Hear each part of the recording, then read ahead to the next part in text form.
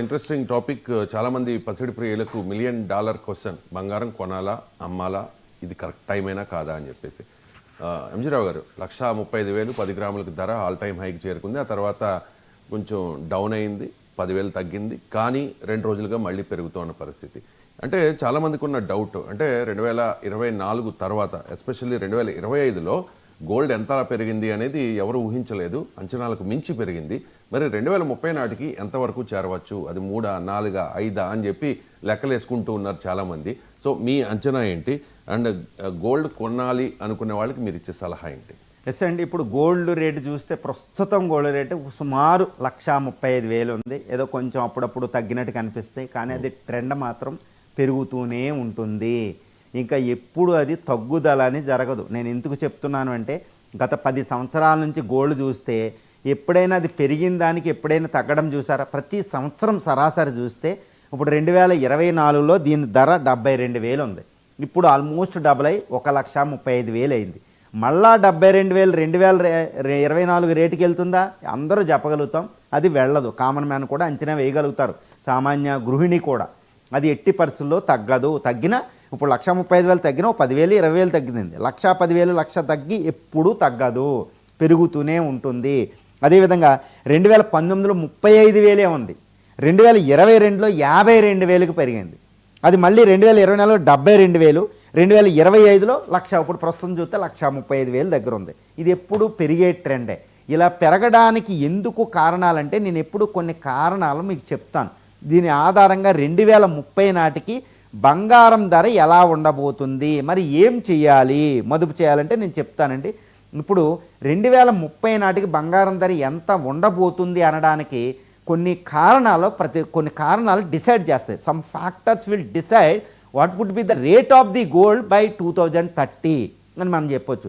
ఏంటి ఆ ఫ్యాక్టర్స్, ఏంటి ఆ కారణాలంటే, ప్రస్తుత యుద్ధాలు, ప్రపంచవ్యాప్తంగా జరుగుతున్న యుద్ధాలు ఒక చోట యుద్ధం పోయినా ఇంకొక చోట యుద్ధం ఉంటూనే ఉంటుంది. యుద్ధాలు అనేది సర్వసాధారణం. ఇంకా చూడండి, రష్యా ఉక్రెయిన్ యుద్ధం అలాగే జరుగుతుంది. ఈ మధ్యలో వచ్చిన ఇజ్రాయెల్ యుద్ధం తగ్గిందంటే మళ్ళీ ఇజ్రాయెల్ వెస్ట్ బ్యాంక్ను ఆక్యుపై చేసిపోతుంది, అక్కడ యుద్ధం రావచ్చు. ఈ ఆఫ్ఘాన్ దగ్గర యుద్ధం రావచ్చు, ఇంకొక చోట చైనా దగ్గర సౌత్ చైనా సీల యుద్ధం, ఎక్కడో ఆఫ్రికాలో గోల్డ్ ఎక్కువగా వచ్చే కాంగో, అక్కడ సివిల్ వార్ జరుగుతూ ఉంటాయి. తర్వాత యునైటెడ్ స్టేట్స్ ఆఫ్ అమెరికా పాలసీలు, ట్రంప్ టారిఫ్స్ కూడా ఒక యుద్ధమే. అంటే ఒక చోట యుద్ధం పోతే ఇంకో చోట యుద్ధం రావచ్చు.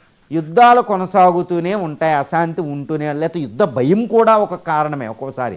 సో అది అలాగే ఉండబోతుంది 2030 వరకే. తర్వాత గోల్డ్ ఉత్పత్తి చేసే దేశాలు ఉత్పత్తి అదే విధంగా ఉంటుంది, కానీ డిమాండ్ పెరుగుతుంది. ఎందుకంటే ఇండియా, చైనా, బ్రిక్స్ దేశాల్లో ఆర్థిక వృద్ధి పెరుగుతుంది, ఆఫ్రికా లాంటి దేశాల్లో. కాబట్టి కొనుగోలు పెరుగుతుంది. ఇంటర్నేషనల్ వరల్డ్ గోల్డ్ కౌన్సిల్ ప్రకారం చైనా, ఇండియాలే సుమారు 50-60% దిగుమతి చేసుకుంటాయి. ఈ 2 దేశాల ఆర్థిక వృద్ధి పెరగడం వల్ల ఇక్కడ దిగుమతులు మాత్రం పెరుగుతాయి.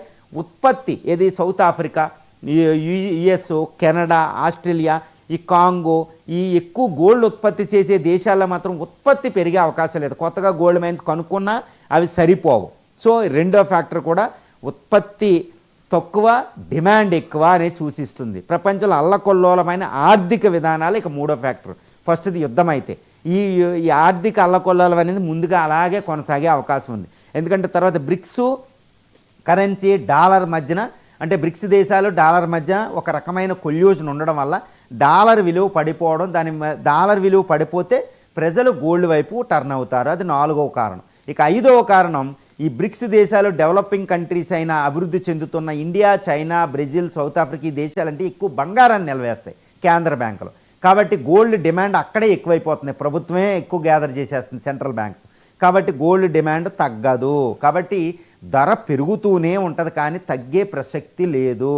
తర్వాత ఇప్పటి వరకు గోల్డ్ రేటు పెరుగుతూ ఉంది కాబట్టి బంగారం ఎవరి దగ్గర ఉందో వాళ్ళు అమ్మరు.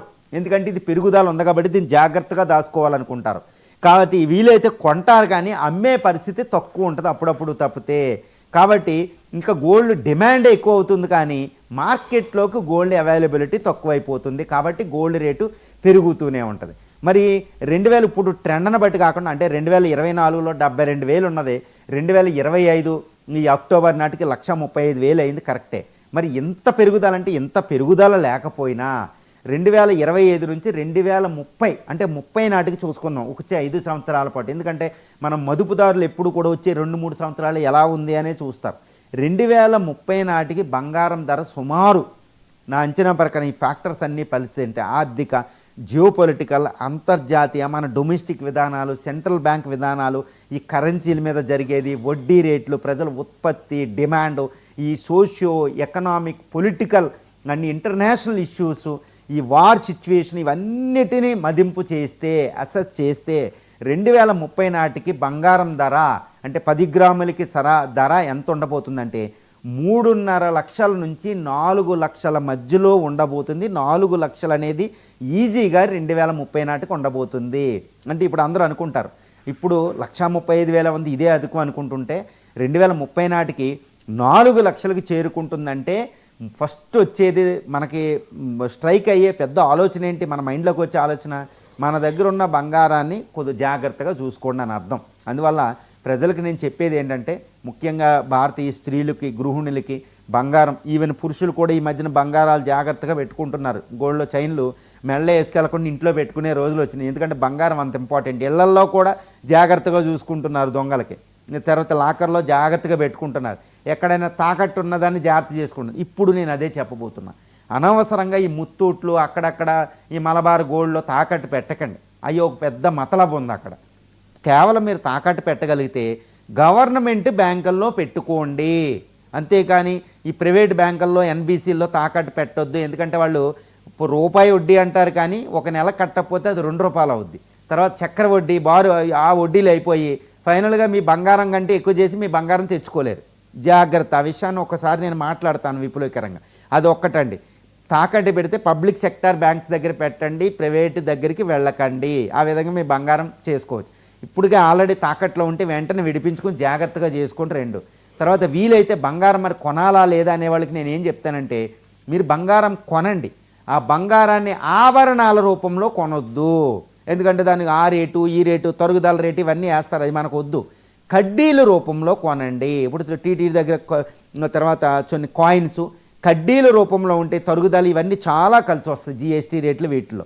కాబట్టి కడ్డీల రూపంలోనే బంగారం కొనండి, ఆభరణాల రూపంలో కొనొద్దు.